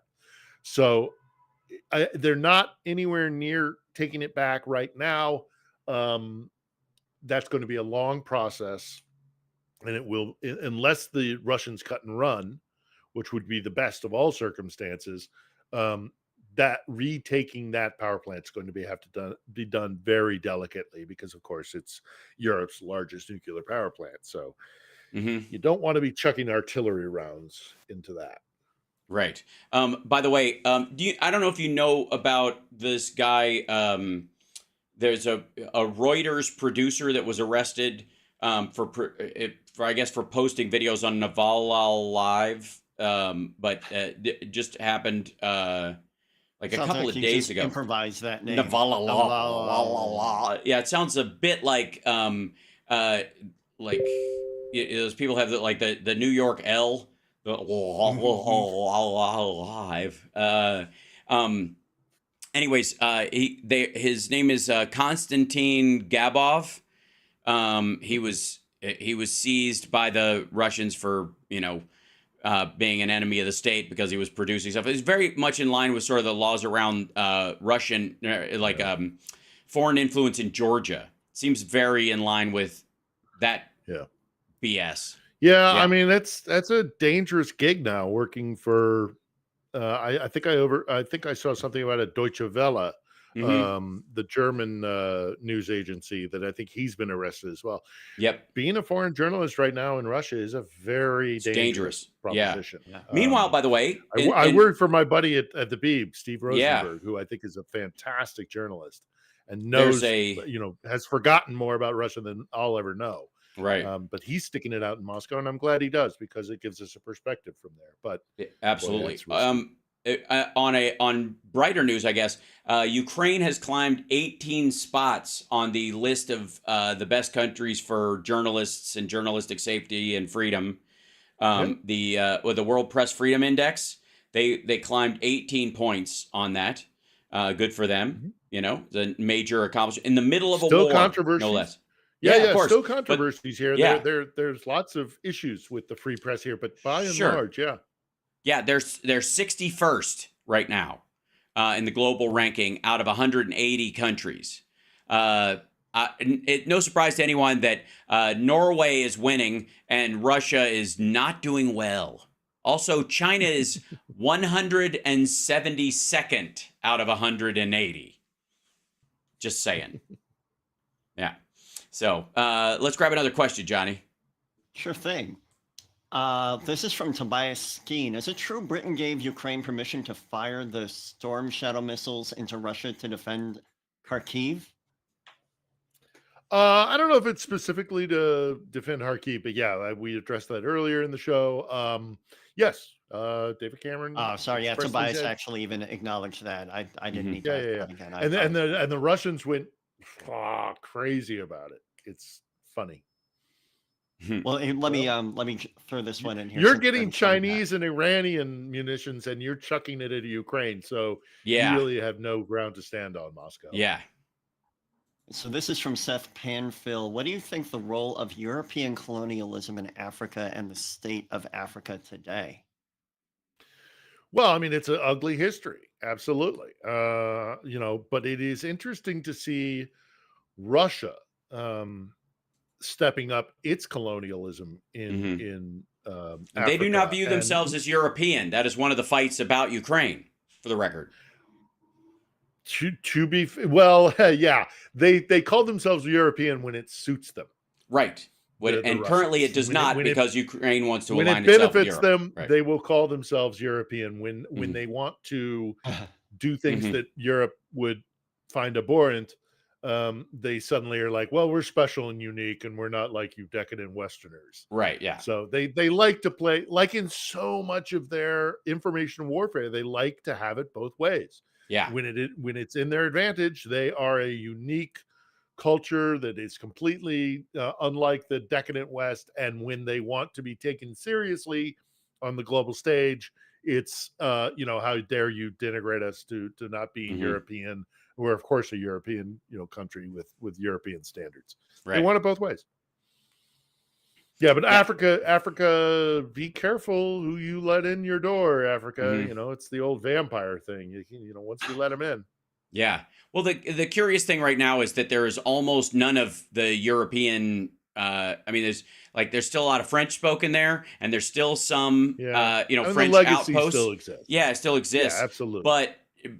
But what you have right now is the Belt and Road Initiative and the Wagner Group basically carving Africa up in the cruelest way that we've seen since the British mandate and the Bell maps in the Middle East in the 1930s and 40s. Yeah, or Sykes-Picot, or yeah, exactly. No, sure. So I gotta ask you guys a question. How close are we to a break, Hal? We're okay. We got 5 minutes. Have you guys? What has the coverage been of Georgia in the States?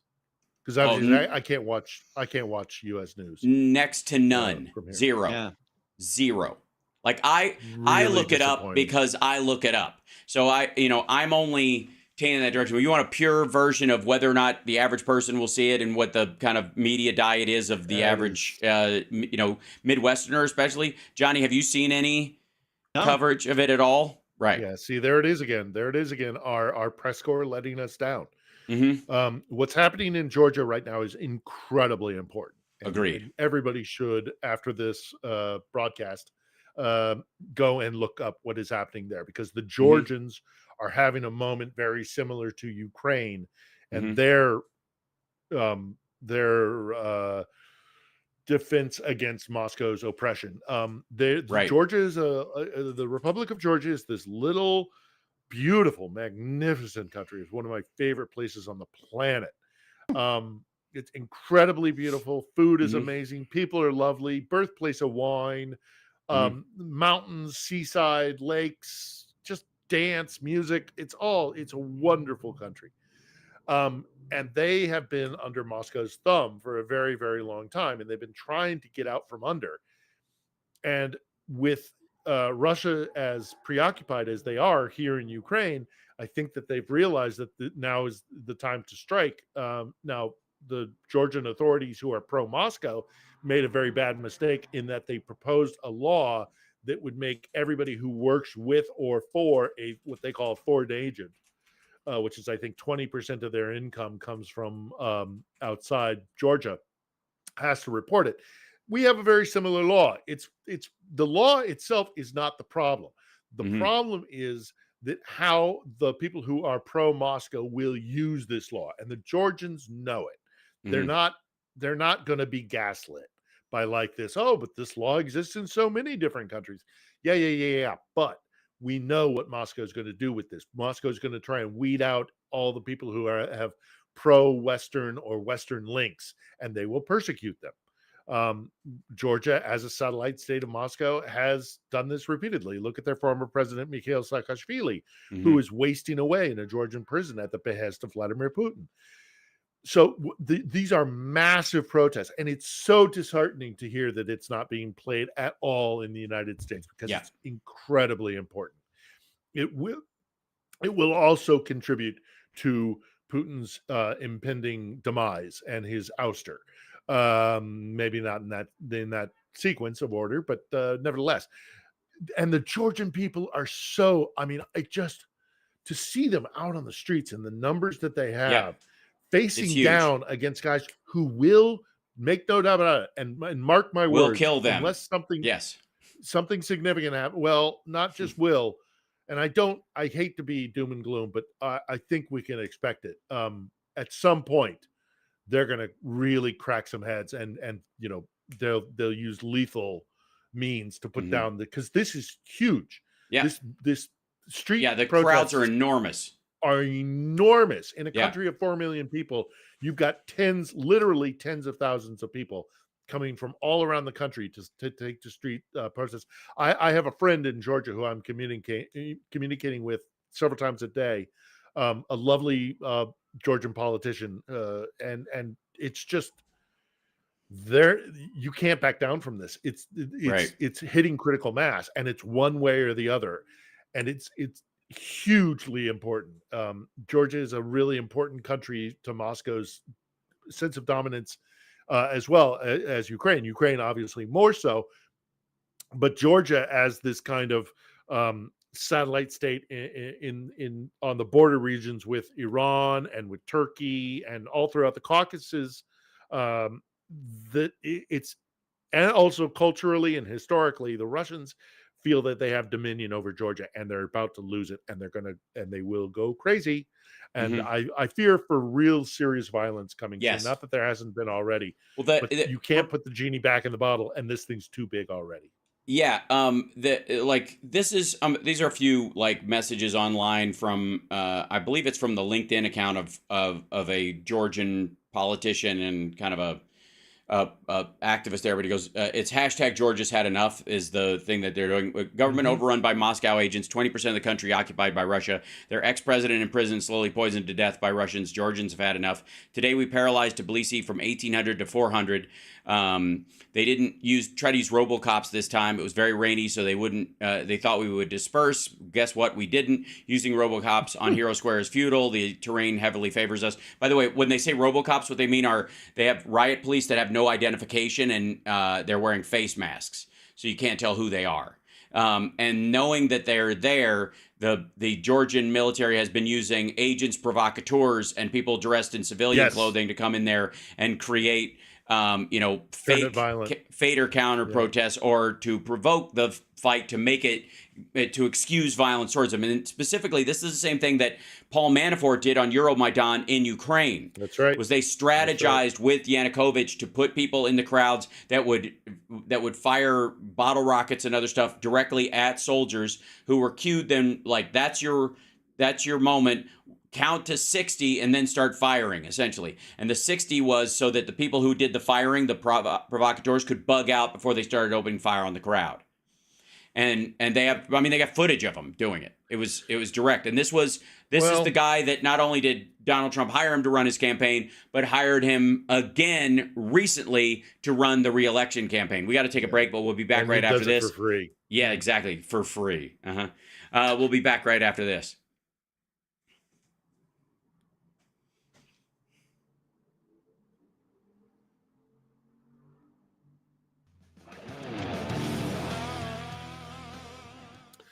Yeah. The press corps just yet again shit the bed. So bad. And thank you. Chicago. Yeah. Mark my words, Hal. And for the audience, just brace yourself. That's gonna get really, really bloody. Yeah. I'm very scared. Because they're not going to back down. The Georgians who want change and want to be part of Europe, which Georgia is part of Europe. Its history is connected directly with Europe. It's I am happy, you are happy. Let us be happy together. Whether the weather is cloudy or sunny, I will always be your funny honey bunny. I am lucky, you are lucky. Let us get lucky together. Whether the weather is cloudy or breezy, I'll be there to say, hey, come on, let's take it easy. Because isn't it nice to have the friends that you do? And isn't it nice that the sky is so blue? And isn't it nice to say I love you, chugga chugga choo choo, woo woo? I am smiling, you are smiling. Let us smile together. Whether the weather is cloudy or stormy, I will still be there in the morning. I'll be right by your side in the morning. I'll make you breakfast in the morning. I hope that you like cereal. Yay! Now normally I do not like when our happy endings are too schadenfreude, especially. But I gotta say this: I announced this yesterday on my show, and it was kind of breaking as it went. But Trump Media's accounting firm, BF Borgers, was charged with massive fraud, and everybody who works there is not allowed to be an accountant anymore. I mean, come on. That's just good stuff. That's just so. It just feels good to say. I mean, it was a ridiculous situation, anyways. You lie and there's down. no money there. Lie down with dogs. You wake up with fleas. That's right. Unless you're, of course, in Kristi Noem's general orbit, and then you wake up with a corpse of a dog. Because what an awful person. Also, I would like to say that, and I can't say it, I guess, on the air, but one of the best things read out loud in the court case against Donald Trump was Michael Cohen's nickname for him, von Schatzenpanzen, I'll just say, as a way of getting around what he calls him. And the fact that you had news people having to directly quote. I don't know what the rules are, Chicago, if we have any, about whether I'm not, if Jake Tapper said it, I should be able to say it, but I'm not going to, von Schautzen, which I think is actually funnier. But the fact that they had to read it out loud during the court proceedings this week was... Yeah, but you're wearing lederhosen.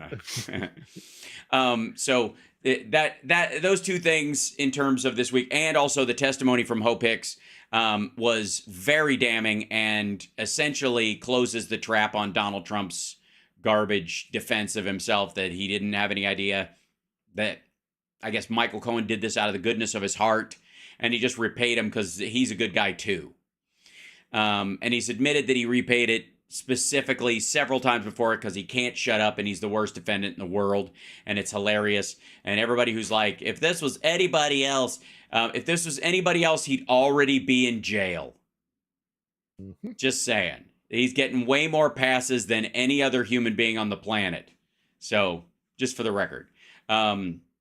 There you go. All right, now, final questions, Johnny. And also, I would like to point out that we've talked about Chasov Yar a bunch of times, which, is a, in the battle for it and the battle around it. And every time you say it, it reminds me of Yasab Yah, which is what Drago says when he yells at at Gorbachev and says, "I fight for me, Yasab Yah, I win for me," or whatever.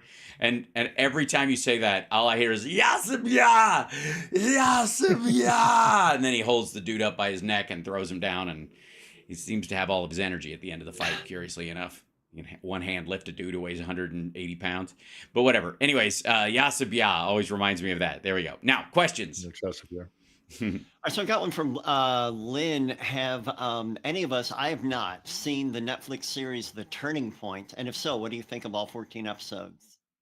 I have not seen it. I don't even know what it's about. That's not the I haven't watched it either. We will watch it and get back to you. How about that? I think what's it about? Is it germane to episodes long? Is it smart, Alec? Well, yeah, it's about that. It's also a movie with Mikhail Baryshnikov in it. Interestingly enough, I don't know. Did they make a series out of the same story? Something like that.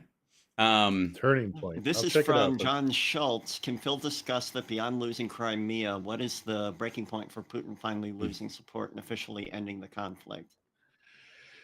It's not going. Well, I say it's not going to be a body count. It could be a body count, but I don't think so. It's internal domestic strife. They'll never stop coming for Ukraine. If you're in the Kremlin, you keep coming for Ukraine because Ukraine is the cornerstone of empire, and the Kremlin relies on empire. So it's more. It is more a matter of embarrassment or a loss of territory or a loss of prestige or an embarrassment or internal, as I say, internal strife. Look, I mean, the dams breaking up all over the place. Their energy sector is being attacked. Their exports are completely nullified or dang near. You know, and there is, I'm sure, growing discontent. Well, I know there's growing discontent in Russia about a lot of this. So, but it won't come because X amount of soldiers were killed. I don't think, and unless it gets into an astronomical level. It really is, sadly, because they've got lots of people, and it's a resource that throughout their entire history they have relied upon their population being expendable, because the state is more important than the individual, or the population. The state is all, the Kremlin, the Tsar, whatever it is.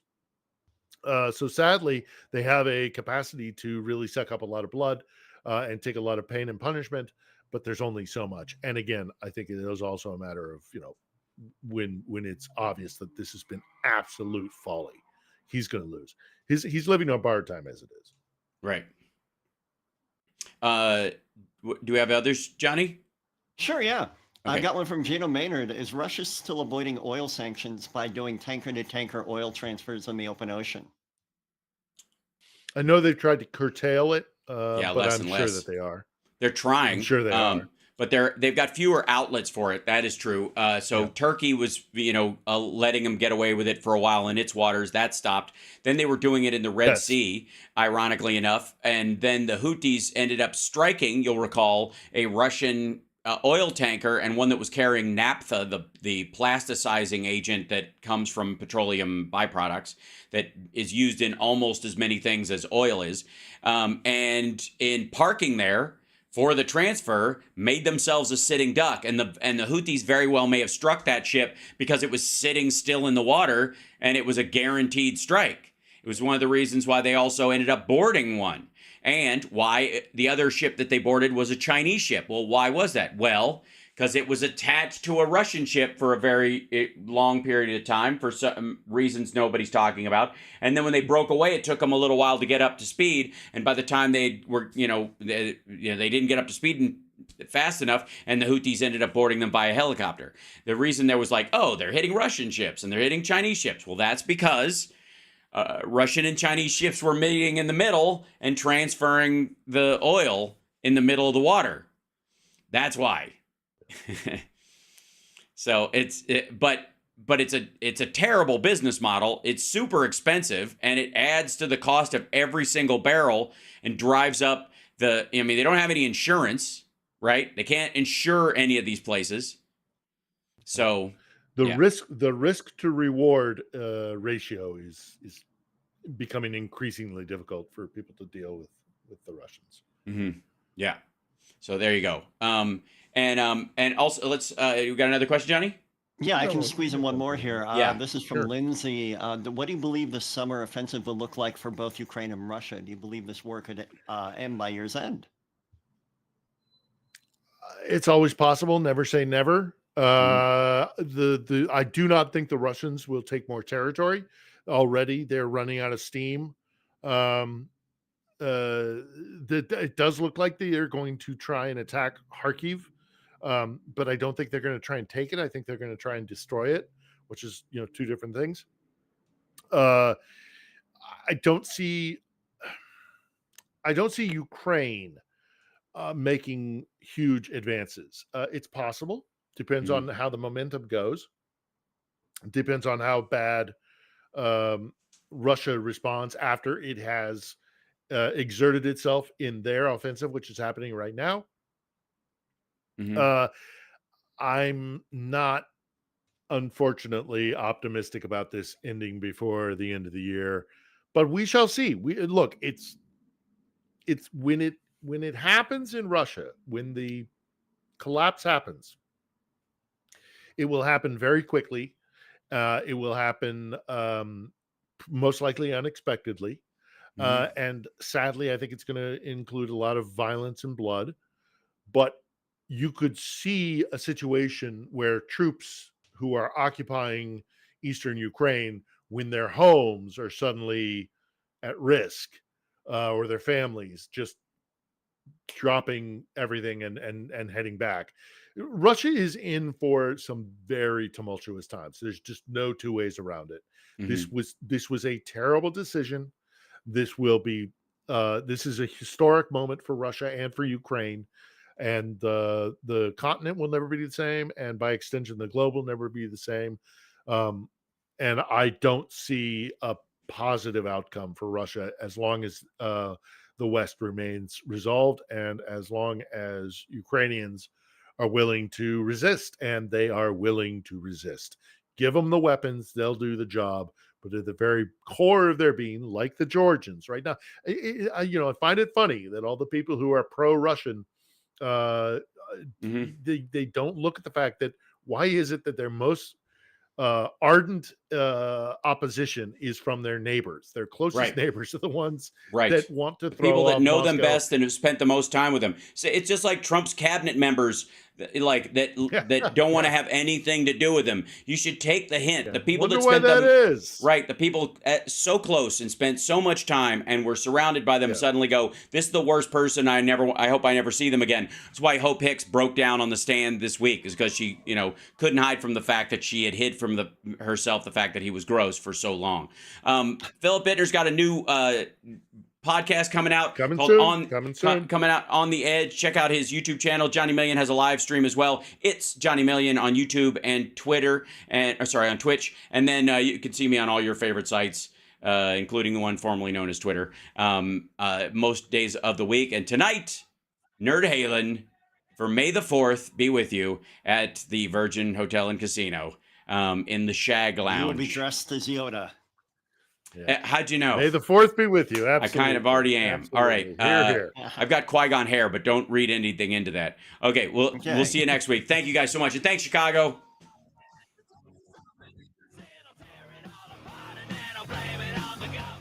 All right. Thanks, guys. There we go. Yes, Thank thank you. you, And Chicago. Thank you, Chicago.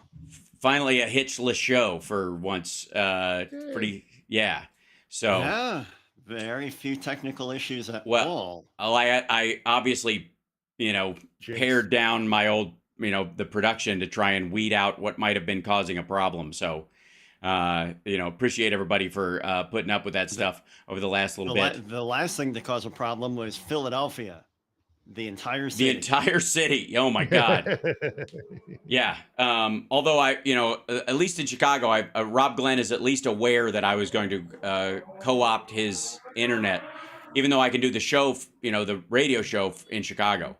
What are you trimming? Are we all having shirt issues? What's happening, Johnny? Yeah. Is everybody bugging you about a string on your shirt? No, I just noticed it again and knew I was close to the scissors. Thank you for taking care of it on the air, so the rest of us don't have to worry about it the rest of the weekend. Yeah. This is my what shirt? Yeah, it's your King's X shirt. King's X shirt. That's right. Yeah, I was going to mention that during the happy ending, but I forgot because I was too busy chatting. So, anyways, thank you guys so much. I'll see you later. All right, guys. Have a beautiful day. Talk to you on Wednesday. Soon. Okay. I like your beard. All right, guys. Take care. Thank you. Bye.